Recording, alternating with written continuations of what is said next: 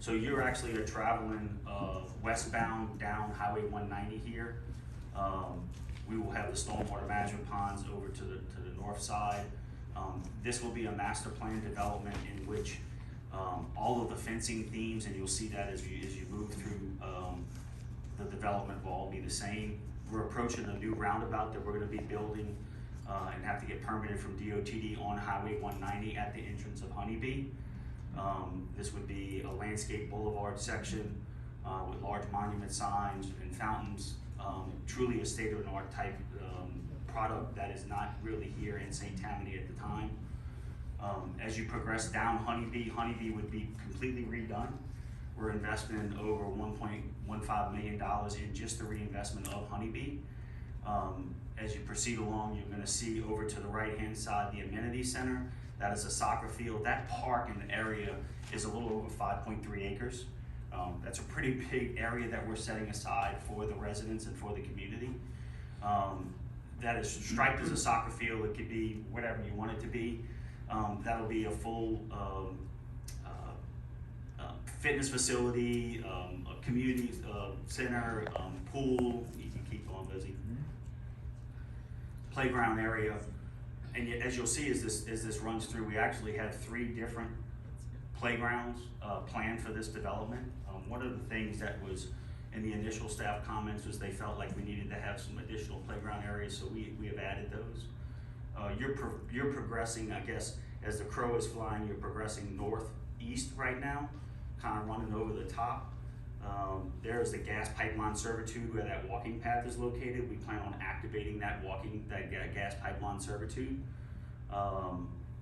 This kind of gives you just a feel of some of the green spaces and areas that we're going to try to preserve in portions of the development. That is a second pocket park, a little park that is located on the northeast property. As we spin back around, we're actually now traveling southwest. We're going to cross over the top of Honeybee here in a second. You'll see the cars moving back and forth. That is the renovated Honeybee that'll have subsurface drainage. It'll be completely landscaped through that corridor. It'll have curb and gutter streets. The streets will be widened to 27 feet wide, not what they are today. We're passing over the top right now of Bayou Paquet. So you'll hear in a minute, we are planning some improvements to Bayou Paquet. Bayou Paquet was a man-made ditch that was constructed under the WPA program in the 1950s. It's one of the W laterals, just like the W14, W15, W12.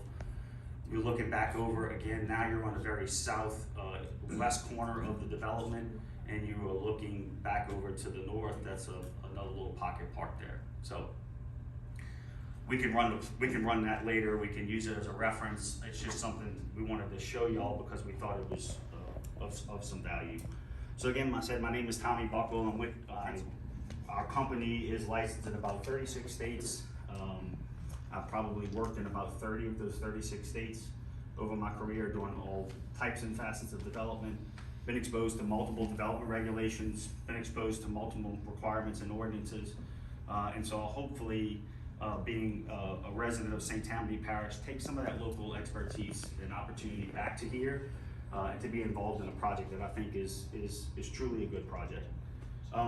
So let's talk a little bit about site selection criteria. Why this property? Why this site? Right?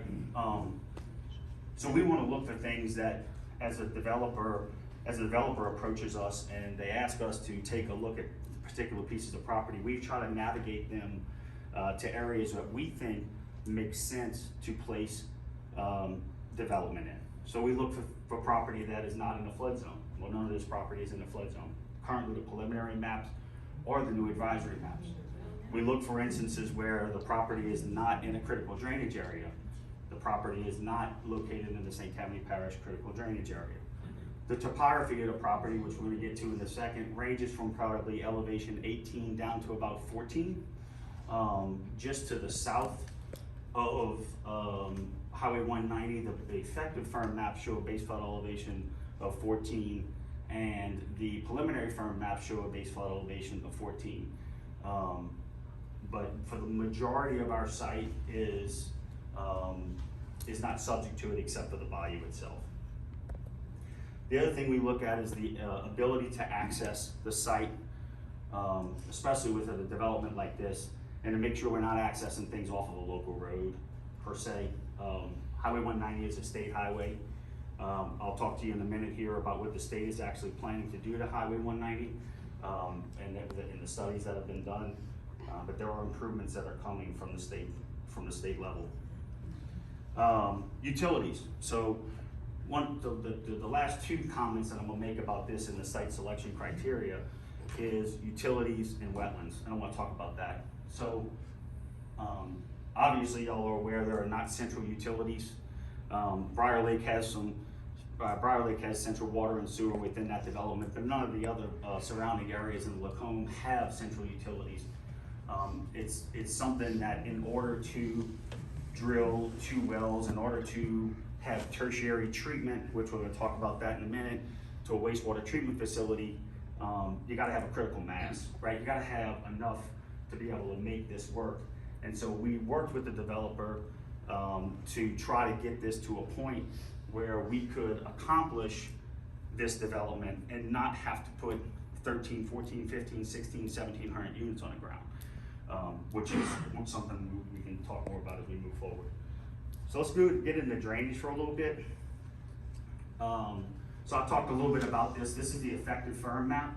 Our property is highlighted in red, and Bayou Paquet runs, that's the man-made portion that was dug under the WPA program.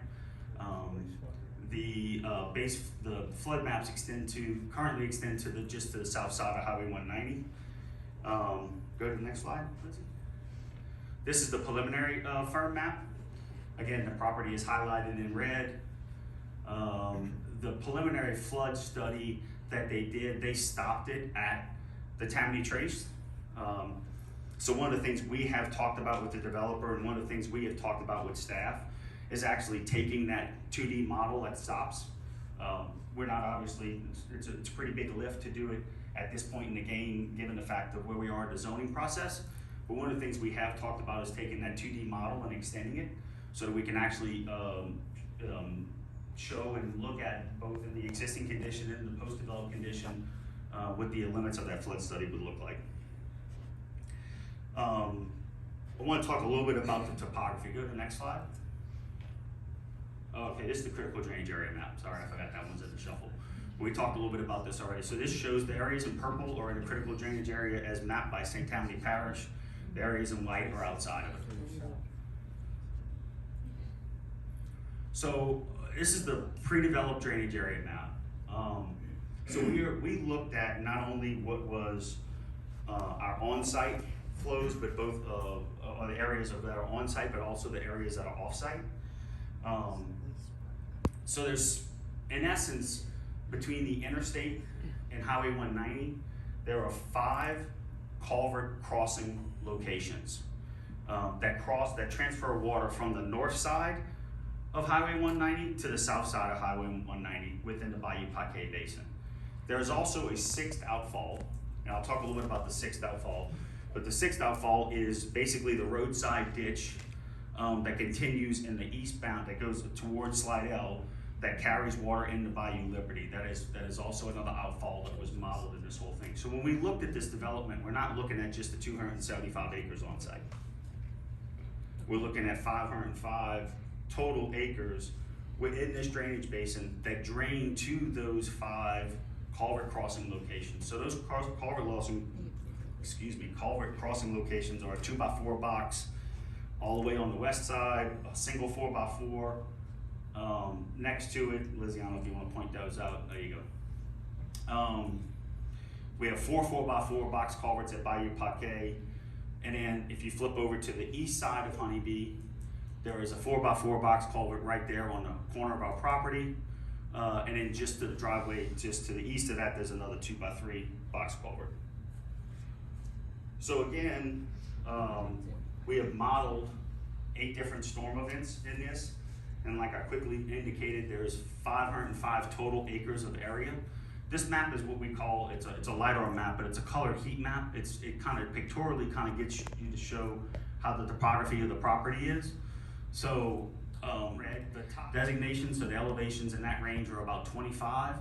And as you move down to the orangish yellow, the elevations are around 15. And if you move down to the green, the elevations get to around 10, okay? So as you can see, compared to properties that are to the east or west of this site, we're relatively high in the sense that for the majority of the site is above elevation 15.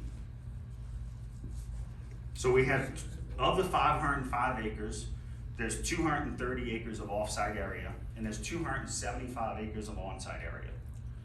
So we have more on-site area drained into those box culverts and that are cross underneath the road than the off-site area that's getting to them. So we have an opportunity, and we took advantage of that opportunity. We're going to talk more about this as we go forward, but the pre-developed flows that get in the 100-year storm, this is a 100-year 24-hour, I'm not going to talk about all different storm events because I'm bore you with too many numbers. But from the pre-developed flows to the post-developed flows, for a 100-year storm, the overall basin, not just our property we're required to meet a 25% reduction, which we meet for every storm event, all the way from 25% all the way up to 48%. But for the overall basin, both on-site and off-site flows, we have a 21% reduction, okay? So I want to talk a little bit why we're able to do that, how we're getting there. We have set aside 32, there's basically, if you go back to the site plan, there you go. So we have 32.7 acres of stormwater ponds. So out of 275 acres, we have 32.7 acres of stormwater ponds. That's 11.8% of the property is dedicated towards stormwater management. We are adding to the basin 5.3 million cubic feet of storage. So I know all y'all are probably sitting there going, what's 5.3 million cubic feet of storage? So we all watch football on the weekends, right? So I equated it to football, it's easy. It is 20 football fields, including the end zones, 4 feet deep. To give you an idea of what that volume is, right? So our ponds, our ponds are effectively 4 foot deep ponds. We have a starting water surface elevation that we take into account tailwater conditions from the bayou. So we're looking at tailwater conditions and routing those into the ponds so that we're not just starting out at zero. But that's what we're providing. Another way to look at it is 121 acre feet, but I think the football field works better. So, Bayou Paquet. We are also doing improvements to Bayou Paquet. In order for us to realize the benefit of putting in 32 acres of stormwater management area, we had to do some improvements to Bayou Paquet. So, as you guys are aware, God bless you. As you guys are aware, Bayou Paquet is this section was a man-made section, as straight as an arrow. And in all the WPA programs and the involvements we've had in the W14, W15, W12, W13, W9, you name it, as you're going downstream, the left descending bank was always where the spoil material went. And if you go pull up any of those old maps, which kind of like old maps, sorry, but if you go pull up any of those old maps, it showed that the spoil bank was to be deposited on the left descending bank. And so if you go for any Florida parish, from here all the way over to Baton Rouge, you will find that the spoil banks on any of those W canals were always on the left descending bank as they went down. At least that's the case in St. Tammany. So this is a cross section of Bayou Paquet. What this is really showing is that the section A, Lizzie, maybe you can highlight them. Yeah, the section AA and move over to the right-hand side. It's really hard to see on this map, but that's the channel and then that's the berm. So point out the berm from where that's the channel and that's the berm. Yeah. So I want to talk a little bit about the components of, as it relates to this, of the work that did and how that impacted. Because one of the things I think that we're going to talk about, and look, I mentioned it early on, and I didn't hit it straight on, but I want to hit it now because it's an important aspect. I mean, the property does have wetlands. It does have jurisdictional wetlands. I mean, an ideal site, right? in southeast Louisiana, you could find one that doesn't have any. Unfortunately, that's not the case. But we're gonna have to go through the 404 permitting process. It's the reality. However, what I want to talk a little bit about is of the 275 acres, there is about 191 acres that are pine savanna, and there's 21 acres that are as mixed marginal wet. So about 69% of the property is pine savanna, and if you add both of those areas together, it's about 77%. This is a wetlands map that was done in 2006 by Hydrick Consulting. Hydrick is a wetlands consultant firm that has been around for multiple years. Mike Henry is the kind of the, I would call, guru of the wetlands consultant world, in the sense that he's been doing this for a very long time. I want to just show the progression, because what he has told us and what his conversations with the Corps of Engineers have told us is that a lot of the wetlands that we're experiencing were actually man-created or man-made through the depositing the spoil banks along the right descending bank. And in fact, that's a recurring theme all throughout St. Tammany Parish, Tangipahoa Parish, et cetera, et cetera. But it's the reality we live with. So the feds, through the Clean Water Act, required mitigation, right? So if you impact jurisdictional waters, you gotta mitigate them. Well, we're gonna mitigate them, we have to. So for basically the 212 acres of impact that we're gonna have, we'll have to set aside, based on the pine savanna, and no one knows, there's probably about a 2-to-1 ratio. So we'll probably have to purchase mitigation credits and set aside somewhere in the range of about 400 to 450 acres in order to get our 404 permit process. Go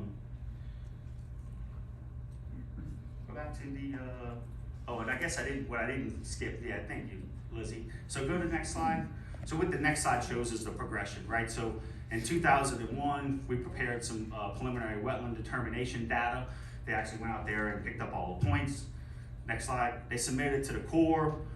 The Corps and Mike kind of negotiated back and forth on what they thought was uplands and wetlands, et cetera, and go to the next slide. This is ultimately what was the approved JD that we received in June of this year. So our next step is post the zoning. We'll be going through the 404 permitting process, just like we'll continue with DOTD permitting process for traffic access connections, just like we'll continue with LDEQ, which we're going to talk about in a second, and DEQ as it relates to water and wastewater utilities, because we're going to be bringing utilities to the area that do not exist there today. Please, so the next, excuse me, please identify the legend on that previous slide. Okay, so the red is the wetlands, the blue is non-wetland waters, and then anything that doesn't have a color is the uplands. So, you go to the next slide. So real quick on the water quality components. So we talked about water quantity. I want to make sure we talk a little bit about water quality. So St. Tammany Parish does not have a water quality regulations or criteria. However, Mississippi does, Florida does, Georgia does, North Carolina does, TCEQ does. You can name all the states around us. So we implemented water quality components into this system because we just felt that that was the right thing to do. So some of those components are aeration that we're going to provide in each of the ponds. So we have 32 acres of pond area, but we felt like because we're going to have a 5-foot deep permanent pool at a minimum, we felt like there was at least a good opportunity to make sure we kept dissolved oxygen levels up. We are going to have a 5-foot deep permanent pool. We are planning to build aquatic shelves. So the purpose of the aquatic shelves in water quality ponds is to increase interaction between the water and surface vegetation like irises, lilies, etc., to help address total suspended solids, oils, and grease, help reduce nitrogen and phosphorus, etc. So we are proposing that. The other thing we're going to do is we are proposing to also reclaim some of the water and use it for irrigation purposes for the amenity areas and the common areas. So things like the boulevard, things like the 5.3 acre amenity site would be used for gray water irrigation. Okay, utilities. Y'all are getting tired of hearing with me, I know, I'm sorry. I'm almost done. So utilities. So as we talked about, there's currently no water and sewer available in this vicinity. And to find a service operator to get there has been a very big challenge. So we've taken incumbent upon ourselves that we're gonna start the process, right? The process is gonna start, and we're building it along 190 for the purposes of a utility provider being able to hopefully grow and extend it. It doesn't mean it can fit all on this site. I don't wanna lead you with that. But in order to do a water well, you have to do 2 wells because of the whole brain eating amoeba stuff that they came up with years ago, right? So we have to have 2 wells for LDEQ. So each well is a little over $1 million just to drill it. So there's 2 million in wells. We got ground storage tanks and interconnections. It's about $3 million of investment just to provide potable water for this development. On the sewer treatment side, and one of the things I want to point out about the water component, so the other thing that we're going to do in this here is, I know a lot of areas within the area, this particular district doesn't have the best fire rating because of lack of fire hydrants, etc. One of the things we're going to be doing here is bringing, the entire development will have fire protection as it relates to fire hydrants that are sized, and for the capacity of the development, etc. The other thing I wanted to mention on the water side is water, because of where it's going to be geographically located, can be easily extended, right? So capital improvement projects, parish investments in the future, those things are readily available to be extended. On the sewer side, we have contacted DEQ, and we've hired a consultant, Providence Engineering, to develop who developed the water quality model for St. Tammany Parish a few years ago to assist with our water quality modeling to get our DEQ permit, okay? We have to prove to them that we are not going to have an impact on water quality for Bayou Paquet, period, end of story.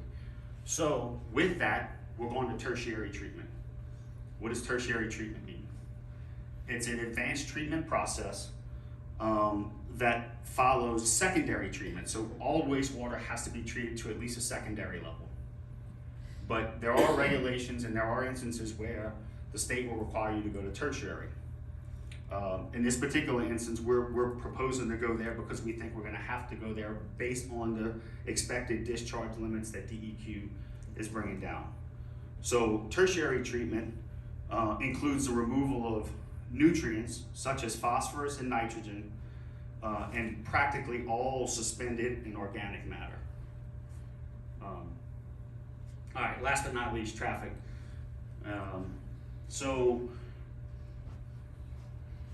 you see our site in red on this map. It's probably very difficult for y'all to see back there, apologize.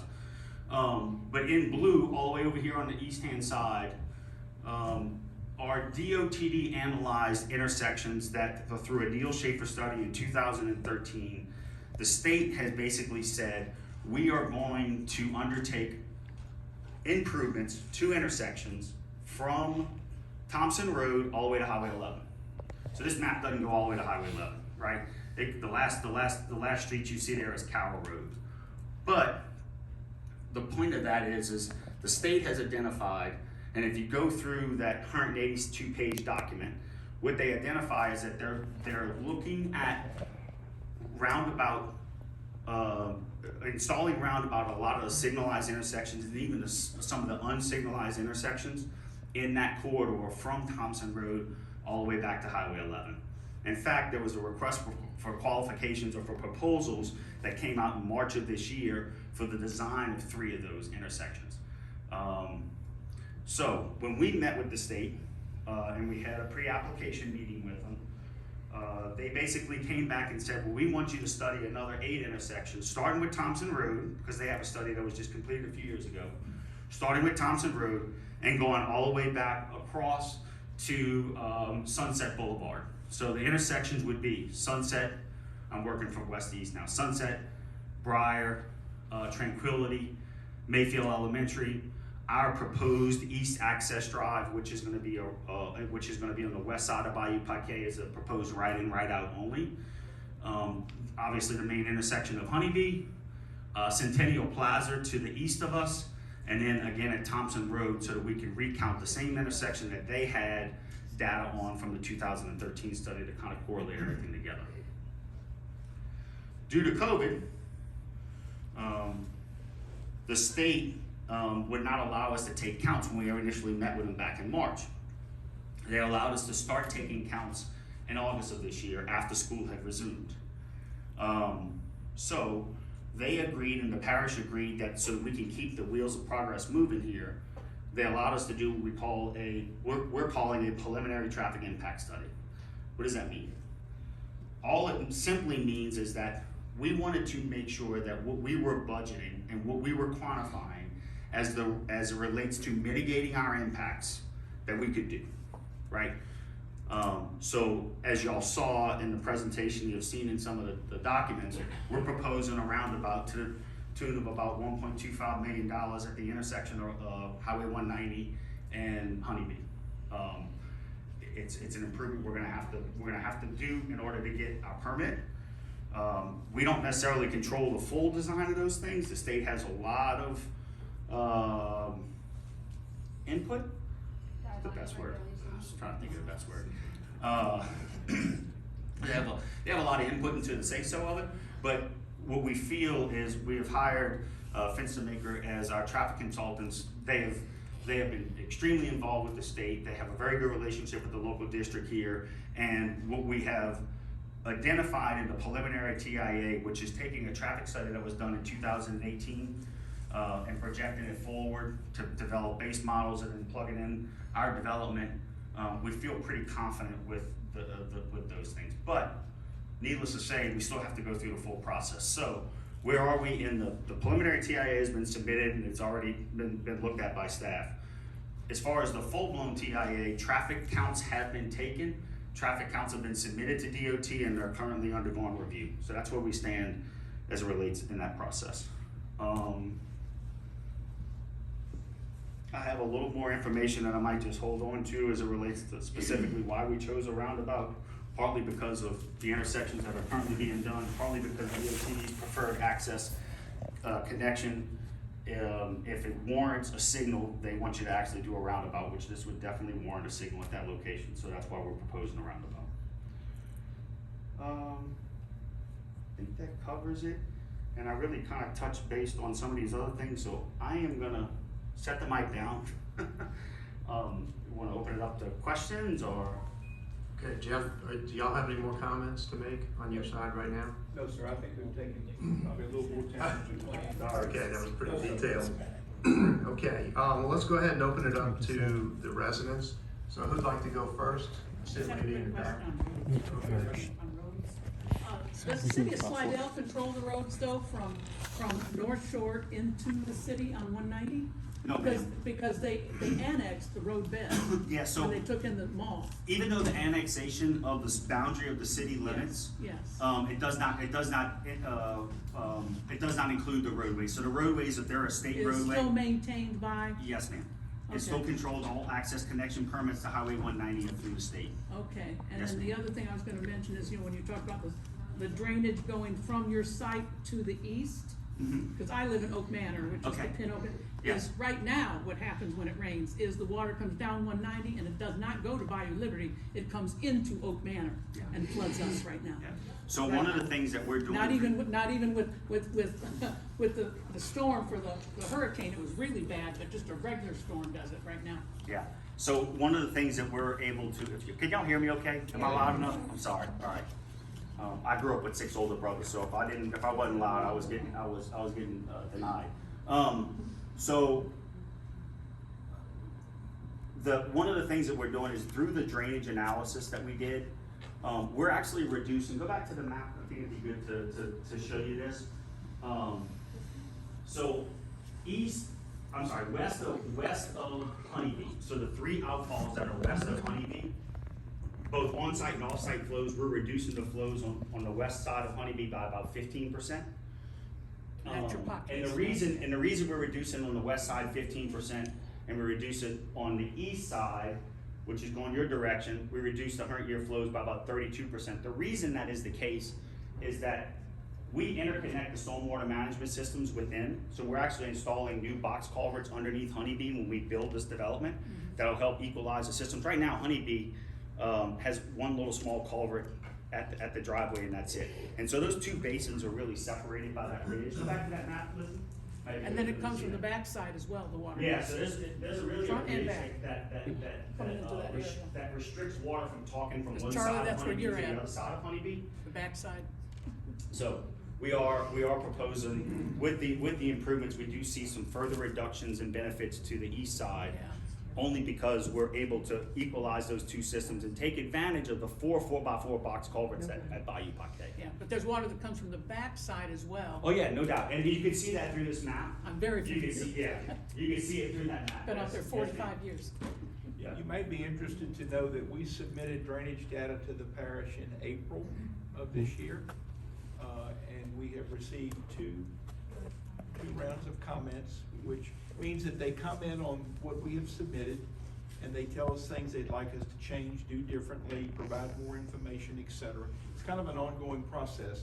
You don't have to have that data at the zoning level for the PUD, but we felt it was important to do it because we understand why drainage and traffic and other concerns are gonna be prominent at this time, not only for you, but for the commission as well. Well, and I think this is why most of us are here, or a lot of us are here tonight, is big time drainage. Yes, I ma'am. mean, nothing has been done for 30 to 40 years to improve drainage in this whole quadrant. So when anything happens, it affects all of us. Yeah, the last project in which And not positively. Yeah, the okay? last Not project which we were positively. involved with St. Tammany Parish was the construction of the Cypress Bayou Regional Detention Pond, which Lizzie's pointing to on the screen. It's a big area in there that's created with yellow. That created about 800 acre-feet of storage, but that was only to benefit the Cypress Bayou and Bayou Lacombe basins. It does not have any benefit to Bayou Paquet or Liberty.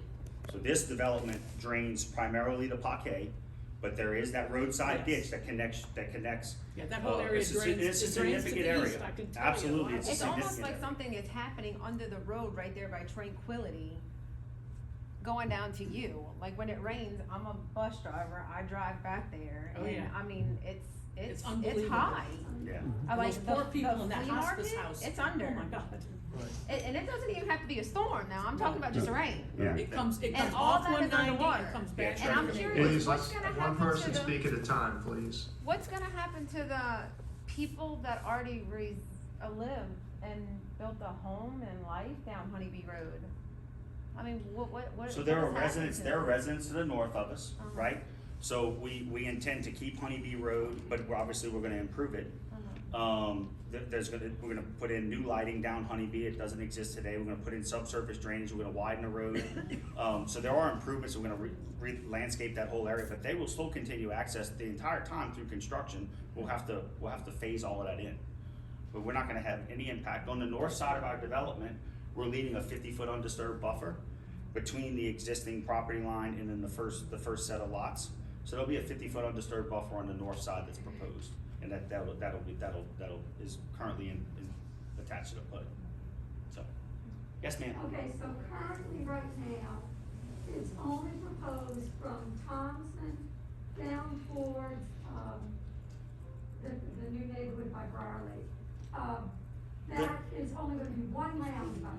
No, so let me stop. So, and maybe I said that too fast earlier, so let me clarify.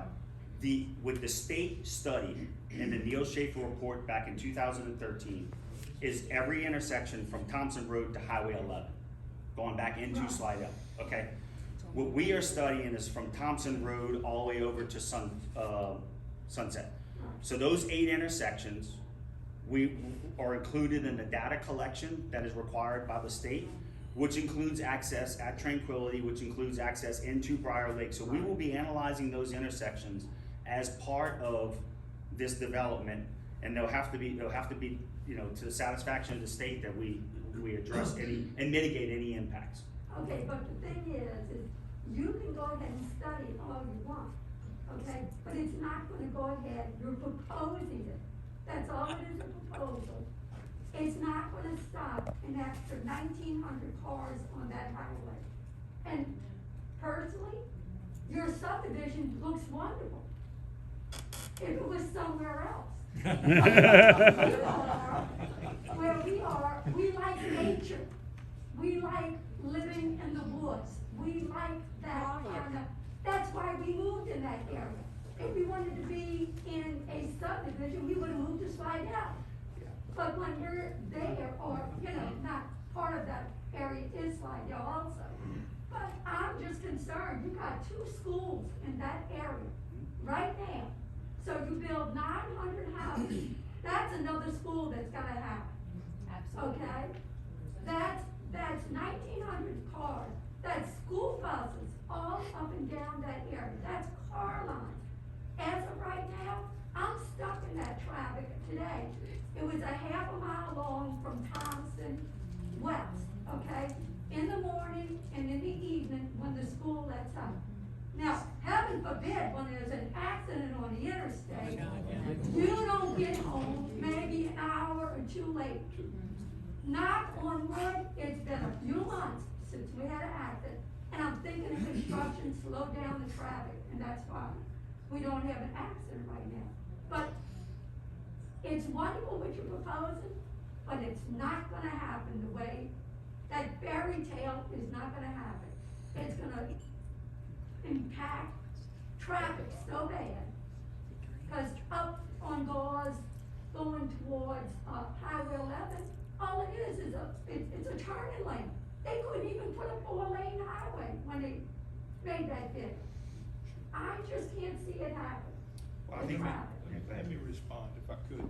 I appreciate what you said, and I can understand the frustration, being a resident of the parish for many years and handling a lot of subdivisions that in some instances have created problems. It's understandable. I think the best answer to the concerns you have is that this area in question is really not just woods. It's property that was designated by the parish in '09 for some very intense residential and commercial development. And so it's incumbent upon us. That doesn't mean we have an absolute right to just go do anything. But quite frankly, I mean, the world and the society is set up with laws. It's our job to comply with federal, state, and local laws as it relates to traffic and as it relates to drainage. And so it's our hope, our mission, to do as much as we can to improve conditions, particularly as it relates to drainage, because drainage is different than traffic. It's undeniable that a build out of this subdivision produces X number of cars that aren't there now.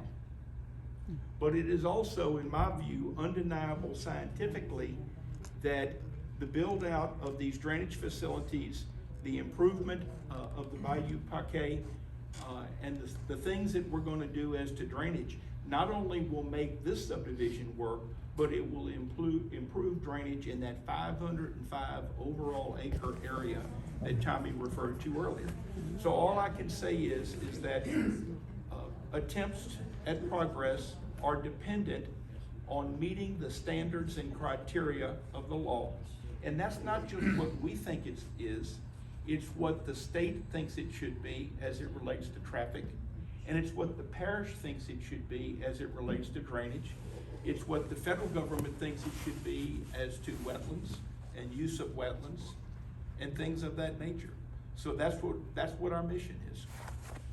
I want one question I'm gonna ask. How does this benefit, say, Tammany Parish and the local people around us? What's the benefit here?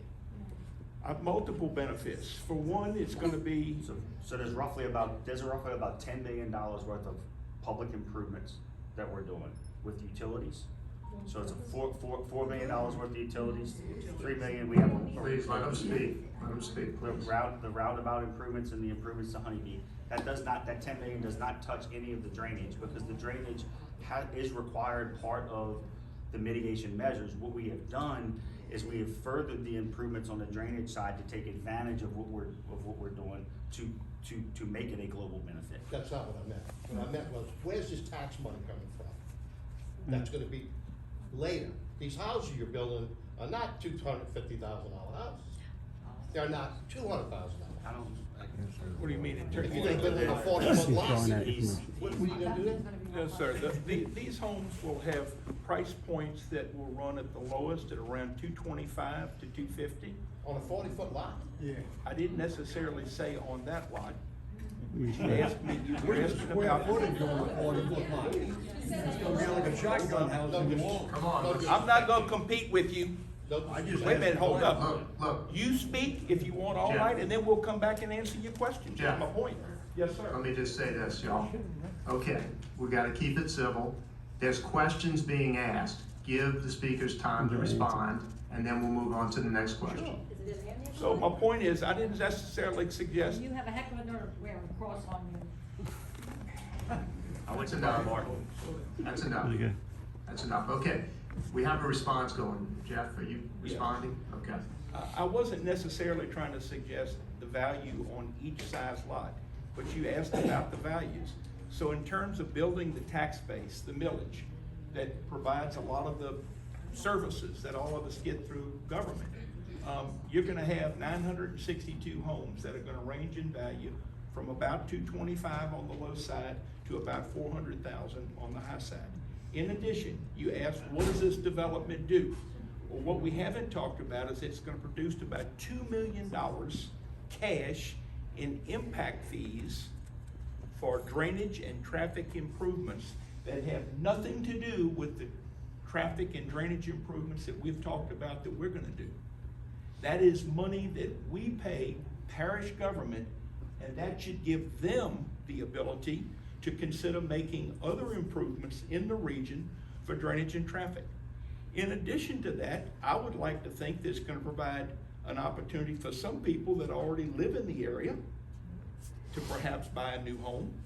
It will also provide an opportunity Just wait. for some, maybe family members, friends, whatever, to move into a very nice subdivision and make it a nice community. And we have examples of good and nice subdivisions throughout our parish that have brought a lot of fine people to our parish, and they become part of us. Okay, who has a question? I do. How about in the blue? Yeah, That's you, David. thank you very much. Jeff, may I call you Jeff? Yes, sir, please. Just gentleman over here, you said you're with D.R. Horton for the Florida parishes, am I right? Or is it? Yes, there? that's correct. Okay, so that would include Oaklawn Trace. You are familiar, in Oaklawn Trace, a D.R. Horton property? That's right across from Briar Lake? No, I was understanding. I think that's That's the DSLD. SLD, okay. Well, that is very, thank you. Because they're already having serious drainage problems. And the question I would ask is who's in charge of maintaining the drainage within your development? And for how long to be sure that the money is there so it doesn't turn over to the taxpayers? Well, an interesting, good question, and the answer is that this is another benefit that we think it's gonna provide to you. And how so?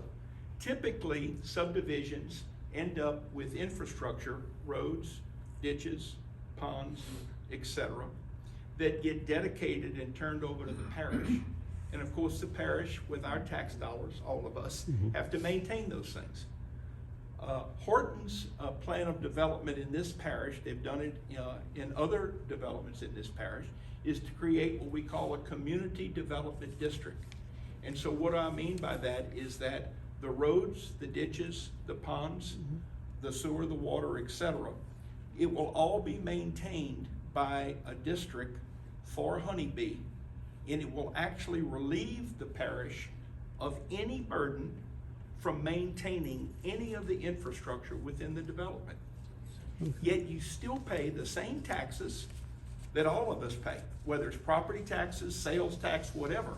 It actually becomes a financial plus for the parish because they have no investment in the cost of infrastructure, but maybe more importantly, they no longer they do not take on the maintenance, the obligation of owning and operating that infrastructure into the future. If I follow up, because I didn't quite understand part of that, but, so, you're saying D.R. Horton's gonna fund a fund to maintain the drainage within the property in the Bayou Paquet thing that's gonna be funded, I guess, with, homeowners, fees or whatever? Correct. So, Actually, let me. Sure, clarify how that I'm works. trying to. The people that live in these community development districts, we will set up an assessment so that whoever moves into this neighborhood will actually, yes, they'll pay the same property taxes that you do. They also pay an additional assessment that covers the maintenance of all the infrastructure in there. So whoever lives in this neighborhood is actually paying, when combined with the CDD assessment and your parish taxes, more than what all of you pay. And the advantage of doing that is you can keep the community up as it relates to the roads, the drainage, and it's so when you go to other states like Florida, it's very, very common. You go to other states like Texas, extremely common. So this is a model that has been working in other states. When you go to some of these other states and you see these master plan communities, you're like, wow, that's pretty well done. This is a funding mechanism on the backside of it that allows that to work. Is this like what happened in Diamond Head, where the homeowners are assessed to maintain the infrastructure? I'm not familiar with that. It is, I and would all assume the it is. I don't problems know that anything they've about had. it. Okay. Are you aware of all the problems, sir, The problems? in Diamond Head? No, I'm You're not? Okay. I'm sorry. I'm actually a resident of Diamond Head. I'm not sure. I understand. the I did a problem. project to go in there and assist with all of that, so I'm somewhat familiar. Okay. What I I'm got familiar good- with though is the community development districts in the Florida parishes area where I have a lot of projects, and they're all been very Another successful. question to this young man, are you D.R. Horton on 22 going on Amendment? Did D.R. Horton build a lot of those subdivisions 22 going through. on Onto Amendment the highway. towards the parish? Sure, line? there's some subdivisions out there that Okay. will. And there's a number of PUDs there. I'm not I don't know if they're familiar with PUDs, but I did not develop any. Because of if them. anybody wants to So see what a maybe PUD another really is, development you need to is go not- out there and check them out. I've not developed any over there, so. There's a question over Well, here. thank you for answering my question. Thank you. 2013, there were all these traffic studies done, yes, ma'am. and it's 2021 now. And you expect us to depend on the state to follow through with all these wonderful proposals that you have?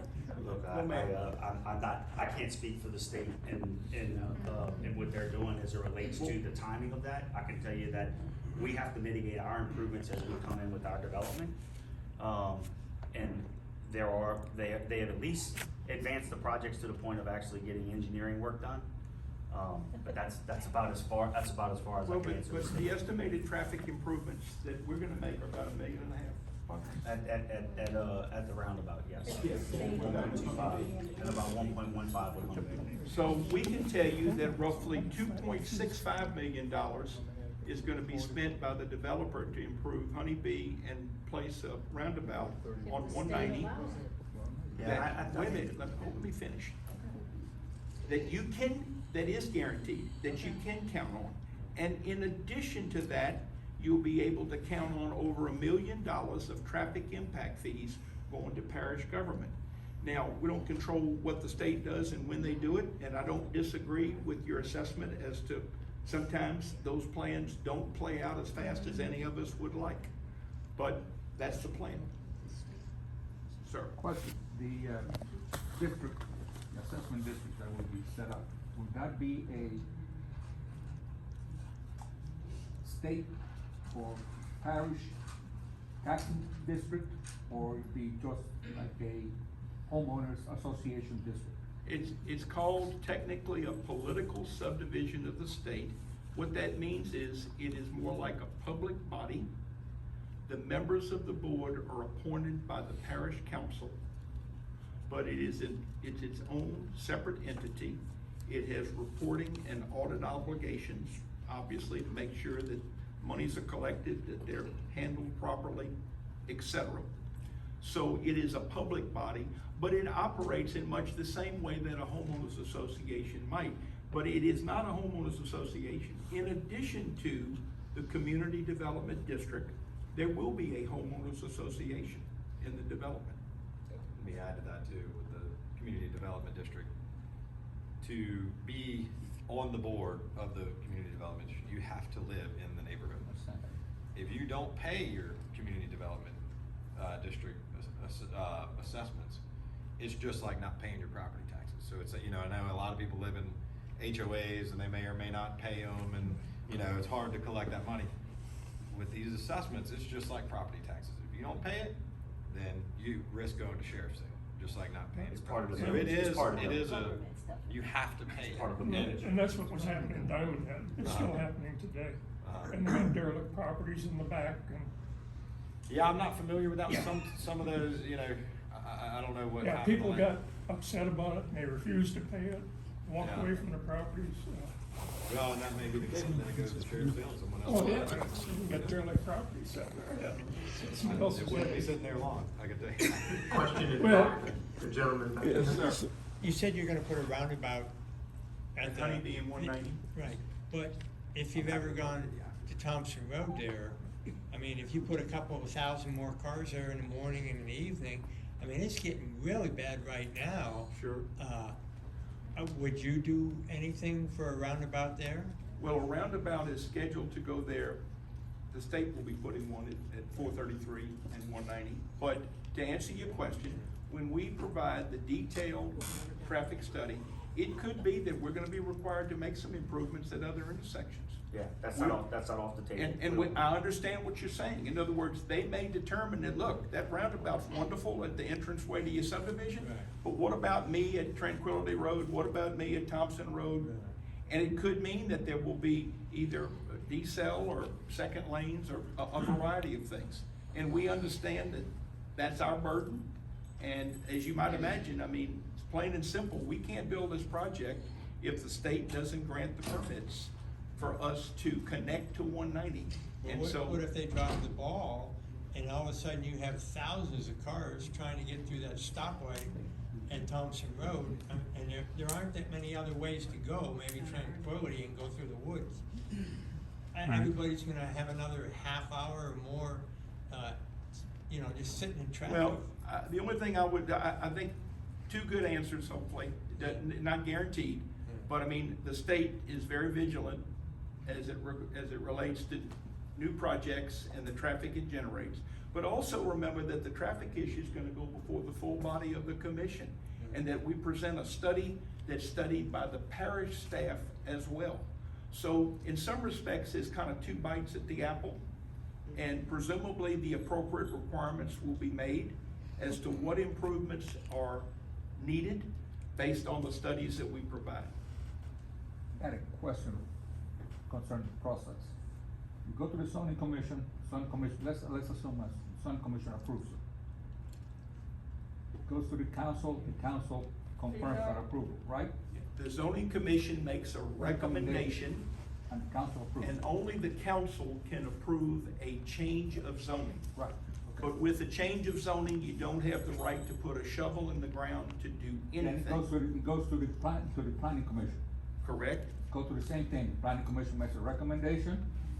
No, actually, the planning commission makes a final decision unless someone feels aggrieved by their decision, and they can appeal that decision to the council. Okay, all right, so the planning And commission. there's actually two levels at the parish planning commission: tentative subdivision and preliminary subdivision. Okay, and, okay. If I could, the gentleman in the back on the last row who's raised his hand 3 or 4 times, and I'm sorry, I My never. question is all of these state studies, all of these planning studies that everybody's doing, why did they allow all those subdivisions on the other side of, Madisonville, and there is no infrastructure to get them out of there? Sure. Yeah, it's thousands of people every day that sit. You cannot get from Manville to the river for less than an hour. And the state studied everything, somebody proposed all of this, Horton has some of those, DSLD has some, I don't know who else has them. But apparently, all of that pre-planning and everything else didn't work. Well, I don't disagree, because I know it's a parking lot, literally. But I will tell you that the standards and the scrutiny today are much more intense than they were then. That was just in the last 3 or 4 years. Yep. Even if you want to compare it to just the last 3 or 4 years, I've been getting subdivisions approved in this parish for 40 years. And I will tell you from experience that the laws and the scrutiny are higher today than ever. So we have to hope and assume that the standards and the scrutiny will produce a better product. The other challenge that specific geographic area deals with is you gotta cross the Trafalgar River, and there's only 3 locations, right? Yeah. So you got the interstate, But you it got was all Covington, you got there, approved and then. by the same people that Right. you talked about. And look, approved yours. I catch it all the time, I live in Madisonville, I catch How it all the can time. I get have it. confidence in what you tell me when the same people approved that? All I can say is the stuff that has been, those roadways and networks have not been enhanced or seen much improvement over the last decade.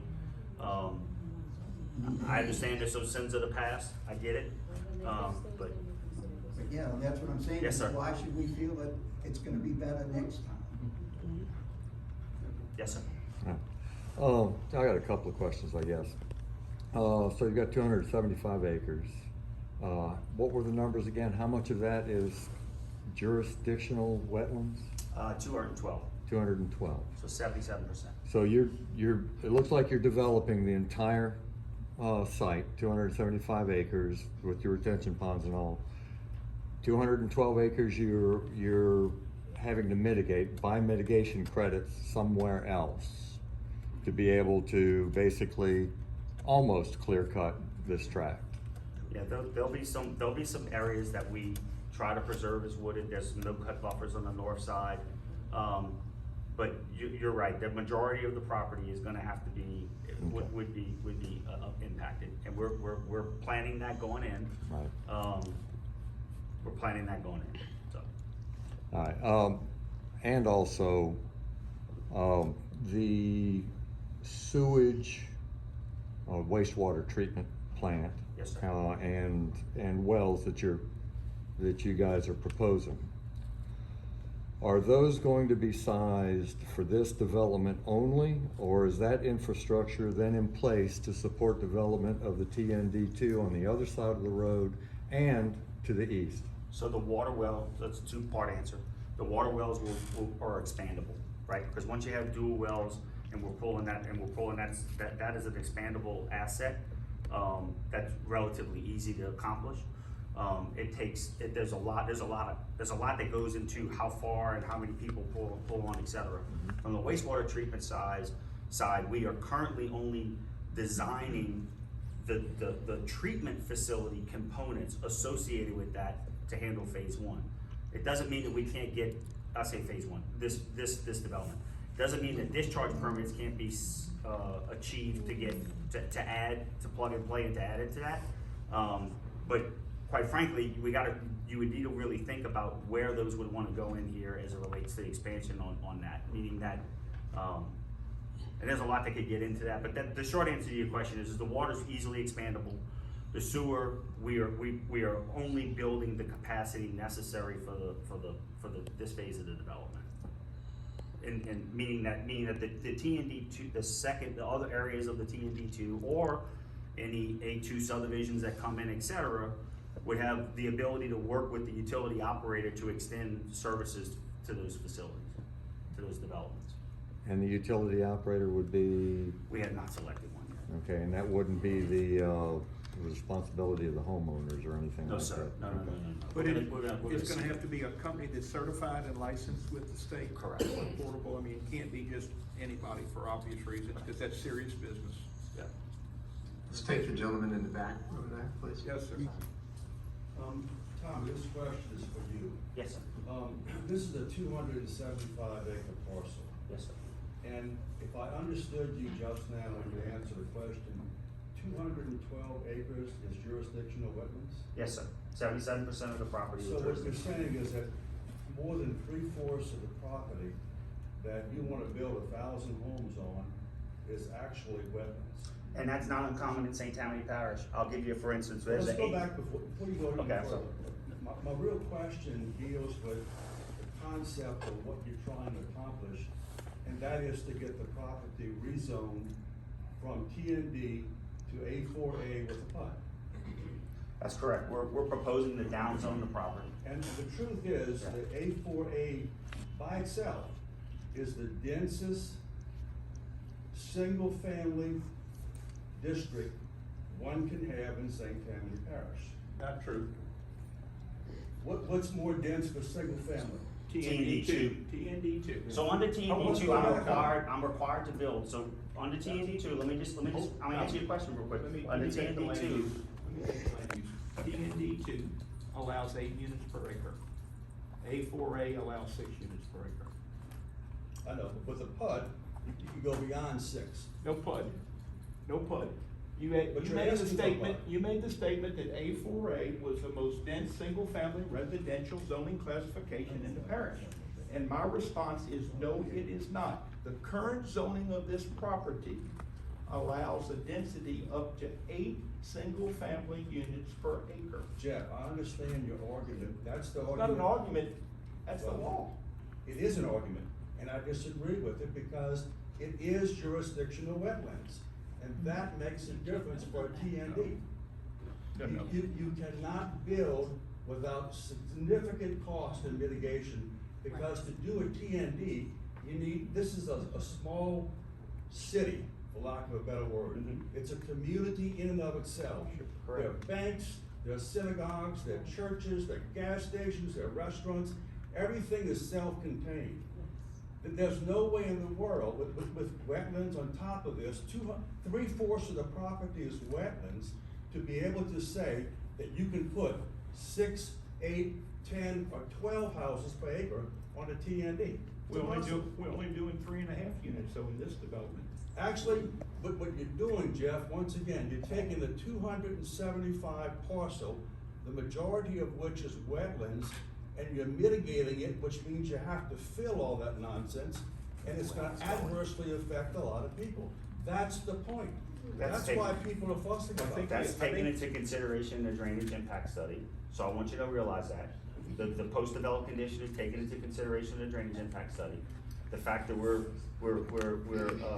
removing wetlands and removing trees is taken into consideration in the drainage impact study. But I also want to point out to you, because I wanted to answer your question, there's an 8,000 acre piece of property north of I-12. Okay, today, 8,000 acres. 89% of that 8,000 acres is jurisdictional. Where do you go? Where do you go in St. Tammany Parish? My point is there's not, I mean, you're not gonna find the ability to, I mean, we're only 77%. When you look across the gambit, I really want you to understand this. When you look across the gambit, there is an opportunity here where we're not in a critical drainage area. It's a higher zoning than we currently stand. We're on a state highway. We're not in a floodplain. We have the ability to make a drainage improvement. We have the ability to mitigate our traffic improvements. And we're offering to do those things at less density than what we have by right to go to. We don't have to be here tonight, but we chose to be here tonight because we felt like through the course of the evolution of this and working on it since last December, that through that process, this was the better plan. I understand. And by the way, your presentation was beautiful. And accolades to your presentation. There's no argument there. The question and the issue, I think, deals with the rezoning. Is there any other property within a 5-mile radius, a 10-mile radius of this property, this 275 acres, that's currently zoned A4A? And there's a reason for that. There's a real reason for that. A4A is a dense accumulation of houses on a particular acreage. That's what it allows. And if you combine that with the PUD, all you've done is you've reduced the size of the lots down to 34 feet. Now, that said, if this property happens to be an outlier of sorts, in that it happens to be now zoned a TND, and perhaps should have always been an A2 instead, 1 house per acre, and I'm not gonna go through all the details of why I think that, but the point is, it's now a TND, and you wanna put 1,000 home sites on this and make it an A4A with a PUD. And I think most of the people here have concerns about that because they're already having issues with a lot of the things you talked about. Traffic on 190, which is extraordinary, it's already at capacity. You put 8,000 more traffic interactions on 190 today than it already has, and you creating a major problem. And I guarantee you, I love roundabouts. I hate stoplights. I agree with the idea, but it's not gonna solve the problem. Correct. That's right. And look, I commend you on all of the improvements you're talking about. By the way, I don't particularly care for the plot plan, but I don't like clear cutting. I don't like that cookie cutter look, but that's me. And I think it probably doesn't belong in that area too, but. Tommy and Jeff, let me jump in here real quick. It's 7:25. We said we were gonna go to 7:30. I don't wanna cut anybody off, but we wanna wind this down. And so if you have some more questions, let's get to them. Let's move them through pretty quickly. Yes, ma'am. Well, I want to continue with both of these, because they mentioned what I was thinking about. Putting the roundabout isn't gonna stop the traffic on 190. No, it's not. I mean, that's, Yes, ma'am. and I spent 2 hours coming back from Avita because of an accident on 12, and they were rerouted. I live off of North Tranquility. Okay, and I wanna go back to this gentleman's comment. What is this gonna do for us? We're a community. We like our small community. I like that when I say I live in Lacombe, they say, oh, Macomb, you live in Macomb? They don't even know where Lacombe is. They think I'm in Mississippi. And so, we like that. We like that small community. Okay, and I wanna go to the TND. The TND2, yes, it's a higher density, but within that, if I'm correct, because I looked it up, they have to have, like someone said, they have to have commercial bank. It has to be somewhat self-contained. Not necessarily work, but it has to have a school. It has to have a church. There's a lot more involved. It would cost them a lot more money to do that. And there has to be, so I'm very familiar with the TND process. I've looked at it very closely. There have to be 2 types of residential development. There's single and multi. You have to have more, Right. you have to have more than 50% has to be single family. correct, And there is no max. correct, And then you have to have a multifamily component. right. And then on the civic, as it relates to the other uses, yes, there has to be 2 uses out of commercial, institutional, industrial, retail, but there has to be 2 uses, only 2, that then work into the PUD. So if you recall from the presentation, we actually have a civic site, a 1-acre civic site. We haven't programmed it yet. Yes, And the reason we have that is because this plan, to be honest with you, checks every box of a TND2, with the exception of multifamily, because we have to get to 1,350 units. So I gotta jump up another 450 units. Doesn't sound like y'all want that, but this checks all the boxes. The other thing this does is, so I have to add the multifamily component, and we'll have to add a commercial component. That's it. What we tried to build was a walkable community. There are pocket parks located throughout this development. There are sidewalks on every street. We activate Bayou Paquet. We have checked every box. Right, I'm just saying, we've checked every box that relates to the public. But it's high density, and that's what. Understood. That's what we oppose. We oppose this high density, and I know, oh, it was what you said. we don't see any benefit to this. You might help the drainage around the surrounding area, but that is the only benefit to our Lacombe community that you have stated. Yes, sir. On a smaller lot, it's what, like 40 feet? So the smallest lot, the cottage lots, are So, 35. What's the square footage of that dwelling? You have an idea? I of mean, the it's square like a footage of shotgun the- house y'all gonna build in the wall? 1,400 square foot. about- We'll go from 1,400 square foot on that size lot up to about 3,600 square feet on the 60-foot lots. So 1,400 square foot on the smaller lots, all the way up to 3,600 square feet on the larger lots. Yes, ma'am. Yeah, it would have to be like a two-story, couldn't be a single story. So, I'm a bus driver, like I said, so I drive all up and down Highway 190. First off, I take the roundabout in Lacombe 4 times a day. It eats my tires, unbelievably. That's not y'all's problem. Yeah. I'm just saying, if I have to hit 3 roundabouts, my poor husband's never gonna. This won't be a forgive tire me. eater. I can promise It's not that. you this roundabout will not be a tire eater, and I'll tell you why. It's sized and expandable. So if and when the state ever comes and does corridor improvements, this is expandable. Okay, and it seems to me, I drive out of Slaughter Junior High and Mayfield, and obviously that's gonna be the school district for this subdivision, Slaughter High, Slaughter Junior High, and Mayfield. I'm there every day. I don't see how our schools are gonna fit these kids. Another thing, you build a subdivision like that, you're gonna have drivers like me. Now, I drive sped. Pray for me with the traffic when y'all build a subdivision. My baby's screaming in the background because it's gonna be awful, but when you build subdivisions like these, the driveways, they don't have enough driveway space. So these cars are lined up on the road. Yeah. I mean, getting through there in a school bus, it's horrible. There's no other way to put it. It's awful. I think one thing you might be thinking of is a typical open ditch subdivision where the roadway width is only 20 feet. 20 feet. Yeah. We've got an extra 7 we're feet. 27 feet. 27 wide. foot.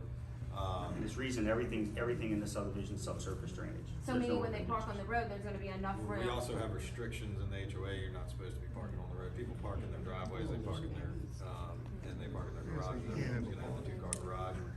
So, that's where everybody's supposed to be parking. Obviously, Well, I mean, somebody's gonna have everybody's some kids kind of grow Super up, Bowl you know? party or, Christmas or whatever. They have to leave the I mean, cars I think running. you're gonna be having a hard time in any given subdivision trying to get It people just to seems like we need to not prepare park the on road roads at and any the given schools time. for this before we build something this massive. Does that make sense? I mean, I just don't see how our staff right now is gonna handle this. I've actually talked to a But few. understand also though that these projects take 8, 10, 12 years to build out. This is not something that happens overnight. Correct. It's gonna, Correct. we've talked about not just parish approvals, but approvals that we have to get from DOTD and from the Corps of Engineers. It could easily be 1.5 years before anybody even starts on the infrastructure. So my point is that the other components of government will have an opportunity to react and hopefully provide the additional services that people need. Because there's gonna be additional funding coming from the development. Ladies and gentlemen, we're gonna go ahead Thank you. and shut it down. Okay, if you would, before you leave, I just wanna say one thing. I wanna thank everybody for participating today. I wanna thank everybody for being polite and respectful. Y'all were very good and I appreciate that. All of the information regarding ordinances is on the parish website. You can call Planning and Zoning Department, they can show you how to get there so you can read about all these different rules. The meeting is on December the 7th, a Tuesday. At that meeting, that's when we won't be talking to each other, you'll be talking to the commission.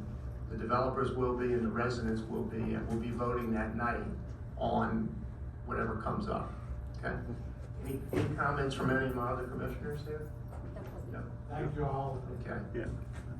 If I may, I'd like to thank y'all for doing what you had to do to help Jeff. Even if Jeff, I'm not ready to buy a timeshare yet, I really appreciate that, Y'all did a but good job. thank you all.